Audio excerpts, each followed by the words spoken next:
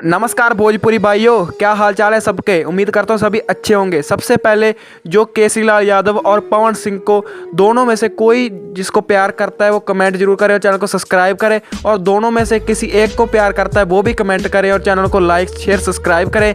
तो हम बात कर रहे थे हमारे केसरी लाल यादव भैया जी के बारे में, जिनका आज गाना रिलीज़ हुआ है। बहुत ही नामी सिंगर है, किसी को पहचान देने की ज़रूरत नहीं है, सभी दुनिया को हिलाकर रख दिया इस भाई ने। और इस भाई का आज गाना रिलीज़ हुआ था कमर, जो कि 20 जनवरी है। आज 7 बजे ये गाना रिलीज़ हुआ था और चारों पासे जो धूम मचा कर रख दी है। इस गाने के अभी तक 11 घंटों में 1 मिलियन व्यू हो चुका है, 87,000 लाइक और 22 के कमेंट हो चुके हैं। इसमें आवाज़ दी है नेहा राज ने, जो कि बहुत ही मशहूर सिंगर है। इसमें फीमेल रोल किया है सपना चौहान ने, जो कि बहुत ही अच्छी मॉडल है। और हमारे केसरी लाल यादव भैया जी के बारे में बताने की तो कोई ज़रूरत नहीं है।